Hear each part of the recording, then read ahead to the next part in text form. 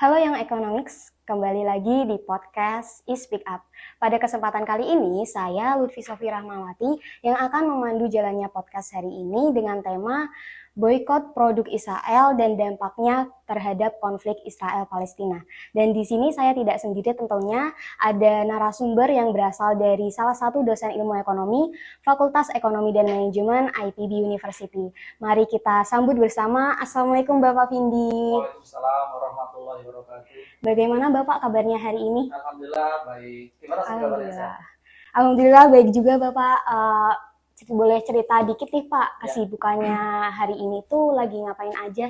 Ya, baik. Alhamdulillah saat ini saya diberi kesibukan untuk mengajar di S1 di Bahasa Sarjana, membimbing juga skripsi, tesis, ya. Dan tentunya karena saya punya hobi lain di saat senggang ya bermain tenis ya. Baik. Alhamdulillah. Alhamdulillah baik. Ya. Semoga di tengah kepadatan rutinitas Bapak diberi kemudahan dan sehat selalu ya Pak. Amin, amin, amin. Baik, sebelum kita melakukan pembahasan yang lebih lanjut terkait dengan boykot produk Israel ini, saya ada mengajukan beberapa kata nih Pak. Ya. Jadi sistem menjawabnya adalah Bapak menjawab dengan satu kata saja yang ada di dalam benak Bapak Vindi. Setelah saya menyebutkan kata-katanya. Baik. Siap Bapak? Siap. Oke. Jadi berikan satu kata yang muncul di benak Bapak ketika mendengar kata konflik. Israel, Palestina, Genosida, pembunuhan, Gaza, tanah yang suci, boykot. laksanakan. Baik, mantap sekali Bapak jawabannya. Untuk membahas terkait dengan boykot itu terjadi kan karena adanya konflik ya Pak.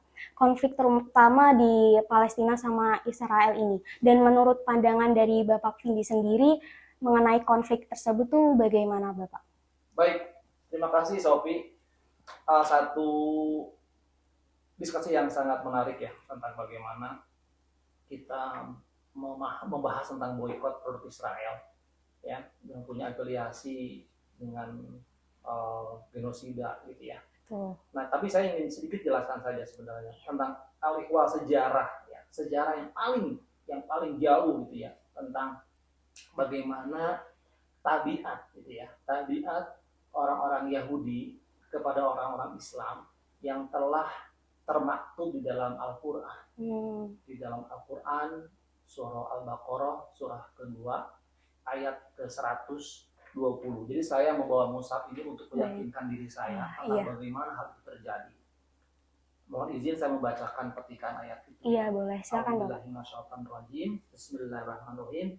Walam tardo angkal yahudu walan nasara hatta tatabi'a millatahum. Jadi orang-orang Yahudi dan Nasrani tidak akan ridho kepada Muhammad hingga kamu mengikuti agama mereka. Nah, jadi sebenarnya ayat suci ini meyakinkan diri kita ya bahwa orang Yahudi itu tidak akan pernah ridho kepada orang Islam yang secara jelas mereka memaksa kehendak mereka sehingga muncul pertikaian.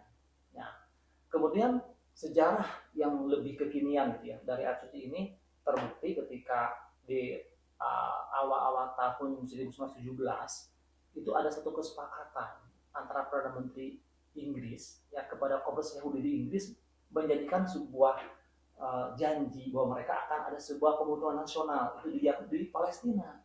Tanah Palestina setelah orang Yahudi terusir di daratan Eropa oleh kekejaman Nazi. Nah, itu konflik itu menjadi dasar ya. Dasar tadi Al-Quran nggak pernah ridho sama orang Islam. Kemudian yang kedua ada sebuah janji ya di Perdana Menteri Inggris waktu itu kepada masyarakat Yahudi di Inggris untuk mendapatkan sebuah tempat di pemerintahan Palestina. Awalnya orang Palestina welcome saja, ahlan wa sahlan. Karena kehidupan yang madani itu kehidupan di mana orang-orang Islam, orang-orang Kristen dan Yahudi sama tempat tinggal yang sama, saling menghargai. Tapi masalahnya apa? Orang-orang Yahudi ketika diterima oleh Palestina membuat sebuah kericuhan. Ya, mereka menguasai tanah-tanah Palestina. Nah, sehingga orang-orang Arab di Palestina dan komunitas Arab secara lebih luas tidak terima atas perilaku tersebut dan terus berlanjut dengan saat ini. Baik. Nah, ya, terkait dengan perilaku yang dilakukan oleh Israel tersebut di masyarakat seluruh dunia ini pun juga tahu Bapak, dan mengakibatkan sebuah tindakan boikot terhadap produk Israel ini. Nah, tidak hanya masyarakat saja, bahkan Majelis Ulama Indonesia juga baru-baru ini mengeluarkan fatwa tentang hukum untuk mendukung Palestina adalah wajib. Dan dalam fatwa ini juga merekomendasikan kepada khususnya umat Islam di Indonesia ya Pak, agar tidak semaksimal mungkin tidak melakukan transaksi terhadap barang-barang yang terafiliasi dengan produk Israel tersebut. Tapi yang jadi permasalahan adalah di dalam fatwa itu kan tidak jelas nih Pak, ada list produk apa aja yang terafiliasi dengan Israel, dan masyarakat itu akhirnya menimbulkan pro dan kontra. Kalau menurut dari Bapak Vindi sendiri terkait dengan boykot itu sudah benar atau bagaimana Pak? Ya, menarik Sofi ya. Kita tentu akan berpikir secara jernih ya. Kita orang-orang akademisi jernih tentang kenapa muncul inisiasi boykot.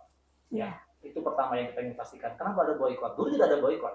Ya, produk-produk yang selama kita kenal, kita konsumsi dengan kandungan yang halal, itu kita tidak pernah menyaksikan. Karena hubungan antar manusia, muamalah itu, orang Islam dan orang Kristen dan non-Islam lainnya itu boleh-boleh saja dalam transaksi ekonomi itu, selama tidak ada saling merugikan. Nah, sekarang muncul inisiasi boykot dan MUI pun merekomendasikan, meskipun tidak jelas listnya apa saja, sehingga masyarakat tahu ya. Nah, kami yang kita ingin pastikan, boykot itu muncul sebagai bentuk kekecewaan masyarakat dunia, khususnya masyarakat Muslim, ya, di mana ada indikasi ya setiap rupiah atau setiap dolar yang terhimpun dari produk-produk tersebut itu masuk ke kantung-kantung di dalam pembiayaan invasi Zionis Israel ke tanah Palestina, ke Gaza. Nah, sehingga reaksi yang paling rasional bagi orang Islam dan seluruh dunia adalah memboikot produk-produk tersebut, sehingga akan ada sebuah hambatan pembiayaan untuk senjata dan sebagainya yang berasal dari beberapa perusahaan yang punya afiliasi dengan Israel. Nah, itu sebenarnya yang kita ingin pastikan. Kalau tidak ada itu tidak ada masalah. Kita konsumsi itu halal ya. Meskipun itu mungkin produk orang-orang dari non-muslim, tidak ada masalah. Baik, jadi boykot ini termasuk ke dalam reaksi mereka begitu reaksi, ya Pak? Iya. Nah, terkait dengan tadi nih, tidak ada list yang jelas produk apa saja sih yang terafiliasi dengan Israel tersebut. Nah, masyarakat itu banyak yang berbondong-bondong untuk milih sendiri nih Pak. Mereka menginisiatif untuk produk ini toh yang terafiliasi dan harus diboykot. Nah, permasalahannya itu belum ada klarifikasi dengan perusahaan apakah mereka pro dengan Israel ataupun tidak. Sedangkan di perusahaan itu juga terdapat karyawan-karyawati dari Indonesia. Takutnya boykot dalam jangka panjang ini menyebabkan PHK secara besar-besaran, Pak. Menurut Bapak bagaimana dengan akibat boykot jangka panjang yang diasumsikan oleh masyarakat tersebut? Ya, pertama MUI sebagai lembaga Islam di Indonesia ya, itu harus memastikan apa yang menjadi produk atau perusahaan yang punya afiliasi dengan Israel dan itu sebagai bentuk sumber pembiayaan persenjataan dalam invasi ke Gaza. Nah, yang kedua, antisipasi bahwa ketika sudah ada list, kemudian masyarakat yakin dengan aksi tersebut bisa meredam ya kekejaman tentara Israel ya kepada masyarakat di Gaza yang tidak berdosa. Karena kalau perang itu sudah tempat terbuka, ya, tempat-tempat pemukiman, anak-anak, orang tua tidak boleh disakiti. Ibadah juga ibadah, masjid, gereja tidak boleh dihancurkan. Nah, setelah muncul kepastian itu, maka kita harus boykot sebagai bentuk protes. Nah, kemudian yang kedua, kekhawatiran masyarakat Indonesia yang selama ini bekerja, ini sebenarnya ada solusi. Solusi yang tidak cepat memang, pasti lambat. Ya, tapi perlahan itu bisa menjadi peluang bagi perusahaan-perusahaan lokal untuk menjadi substitusi atas produk-produk yang selama ini dihasilkan oleh perusahaan yang punya afiliasi dengan Israel. Itu jalan yang logis gitu. Ketika kita boykot, kita perlu makan, kita perlu minum, kita perlu pakaian, kita perlu berbagai macam produk-produk kosmetik, maka itu menjadi sebuah inisiasi peluang perusahaan-perusahaan lokal untuk menggantikan produk-produk yang berasal dari perusahaan yang punya afiliasi dengan Israel. Baik. Nah, itu. Berarti ada substitusinya yang Itu menjadi sebuah ya, betul. sebuah jawaban yang Iya. yang logis gitu ya. Iya, Nah, baik. gitu. Dan kalau mengingat substitusi tersebut, kalau di dalam perekonomian di Indonesia sendiri berpengaruh nggak sih Pak? Apalagi banyak pekerja itu yang bilang kalau mencari pekerjaan itu susah, begitu. Ya, ini pemikiran yang pasti menjadi landasan ekonomi ya untuk mengambil sebuah pandangan gitu ya. Jelas untuk jangka pendek pasti ketika perusahaan-perusahaan yang punya afiliasi itu dibubarkan atau mereka akan ke negara lain, berarti otomatis akan ada gelombang PHK dalam tempo yang singkat sebenarnya ketika perusahaan-perusahaan langsung menambah kapasitas produksinya. Jadi ini tidak ada cara lain. Ketika misalkan produk makanan X yang punya afiliasi dengan Israel itu dibekukan, mereka tidak bisa produksi lagi, maka otomatis perusahaan B lokal itu menggantikan. Itu perlu waktu. Bikin pabrik itu tidak mudah ya, ada perlu waktu tuh. Bikin bangunannya, penyediaan alat-alatnya, bahan bakunya. Nah, mungkin ada waktu dalam pandangan saya gitu ya. Mungkin dalam 1 tahun lebih lah baru kita bisa memastikan para pegawai itu bisa mengisi pos-pos baru di perusahaan-perusahaan lokal. Baik. Dan itu harus disepakati semua. Ini merupakan komitmen bersama. Tapi kalau misalkan nanti faktanya perusahaan itu menyadari kami tidak punya afiliasi, sudah men-stop pembiayaan kepada pemerintah Israel, ya mereka kan main-main saja, kita nggak boikot juga. Baik, berarti kita butuh waktu ya Pak untuk bisa seperti itu. Betul. Kita udah membahas nih Pak perekonomian Indonesia gimana dan ada solusi yang tadi yang sudah Bapak Vindi sampaikan. Kalau dari aksi boykot sendiri ini apakah sudah efektif Pak untuk meredam konflik di Palestina Israel tersebut? Iya, kan kita tahu ya bahwa masyarakat sudah mulai terbuka pikirannya, ya.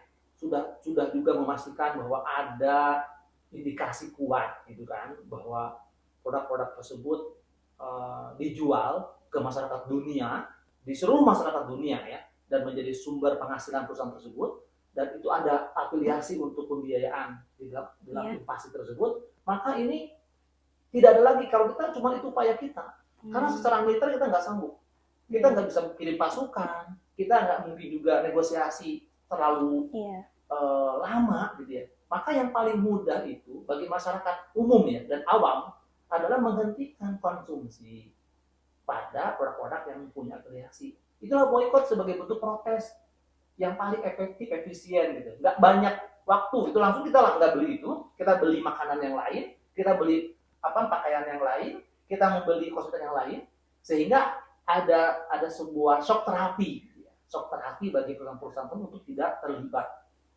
di dalam pembiayaan invasi ke Gaza. Kalau di perekonomian Israelnya itu sebenarnya sudah terdampak belum sih Pak dari boykot ini? Ya ini menarik ya bahwa bagaimana perusahaan atau negara Israel gitu ya atas boykot ini. Pasti lambat laun itu akan terkena impactnya akan terkena. Ya mungkin dalam short term belum, tapi ketika semua produk-produk itu tidak mendapatkan respon dari masyarakat internasional, maka income berkurang, otomatis pendapatan mereka juga akan berkurang dan akan ada sebuah shock di negara mereka akibat dari boykot dunia ya terhadap produk-produk tersebut. Baik, kalau kembali lagi nih Pak terkait dengan list produk tadi yang belum ada secara pastinya, itu apakah bisa jadi persaingan yang tidak sehat? Karena ada produsen mungkin yang bilang kalau ini barang ini terafiliasi dengan Israel nih, jangan dibeli, beli aja ini. Mungkin apakah bisa jadi persaingan tidak sehat? Yang pertama Pak, yang kedua adalah apakah ini termasuk ke dalam pembatasan hak konsumen di luar daripada solusi dari konflik ini? Karena yang kita lihat sekarang dampak dari boykot ini terasa sekali, apalagi di toko-toko itu sudah terjadi pengurangan terhadap produk-produk yang terafiliasi tadi Pak. Jadi konsumen itu semakin sedikit barang untuk dia konsumsi pilihannya begitu. Ya menarik ya, kita sudah mulai masuk ke sifatnya mikro ya. Jadi korporasi yang punya afiliasi diduga kuat ya afiliasi, kemudian mereka terdampak dengan mengurangi output dan akhirnya mengurangi pegawai, otomatis saya sampaikan tadi ini merupakan konsekuensi logis yang harus diterima. Jadi tidak ada yang namanya perjuangan tanpa pengorbanan. Ya, dan gampang banget sebetulnya. Ada sebuah pernyataan dari korporasi bahwa kami tidak punya afiliasi. Tidak ada $1 pun, Rp1 pun yang kami serahkan kepada pemerintah Israel dalam membantu invasi atau genosida kepada masyarakat di Gaza di Palestina. Selesai semua. Orang-orang akan balik kerja lagi. Tapi kan mereka juga tidak bereaksi menyatakan hal itu. Tidak semua seragam mengatakan bahwa kami tidak punya afiliasi. Jadi bentuknya diam mereka itu diduga kuat mereka memang punya afiliasi. Dan konsekuensinya memang ini berat banget. Jadi perjuangan masyarakat Indonesia yang selama ini mendoakan mereka ter-PHK gara-gara itu merupakan sebuah bentuk perjuangan sebagai bentuk perhatian secara hati dan pikiran, bahkan mungkin secara pekerjaan. Tapi yakinlah, ini bicara mengenai hal yang lain saya sampaikan ya, bahwa Allah sudah memberikan rezeki dari pos-pos yang lain. Ya. Ini perlu kesabaran, perlu mendapatkan aksi ya dari masyarakat dan pemerintah juga. Pemerintah perlu antisipasi ketika ada sebuah reaksi keras dari perusahaan-perusahaan yang dianggap punya afiliasi mem-PHK mereka, maka pemerintah harus bekerja, harus memberikan peluang pekerjaan, harus memberikan sebuah konsekuensi dengan membuka lapangan usaha baru bagi orang-orang yang telah PHK. Jadi ini isu internasional, isu kemanusiaan sebenarnya. Ya kemana-mana tuh mereka. Ya. Baik, berarti harus ada peran pemerintah di dalamnya ya Pak? Harus. Iya. Kalau pemerintah concern membela kebenaran bahwa aksi genosida itu hal yang salah dan kita siap untuk menampung memberikan sebuah solusi pekerjaan baru bagi orang yang terdampak PHK. Siap, baik. Mengingat nanti nih Pak, kondisi di Indonesia sendiri mendekati pemilu dan pastinya ada cuaca-cuaca sosial politik di dalamnya. Mungkin nggak sih Pak, boykot ini berpengaruh pada sosial politik di Indonesia sendiri? Ya, jadi bagus ya Sophie ya, menarik ya. Jadi ada bukan hajat sih, dua kondisi gitu ya. Kondisi satu genosida ataupun invasi Israel kepada masyarakat Palestina. Di saat yang bersamaan kita sedang ada sebuah hajat ya, tahun politik, kita akan melakukan sebuah pesta demokrasi ya, pemilihan presiden, pemilihan anggota DPR RI ya, DPR di daerah serta pemilihan pilkada. Jadi sebenarnya kita mesti membedakan gitu ya, dua sisi yang berbeda, satu kemanusiaan, yang satu pesta demokrasi. Ya, jangan sampai ya ada aksi-aksi pahlawan kesiangan kalau bahasa saya gitu ya.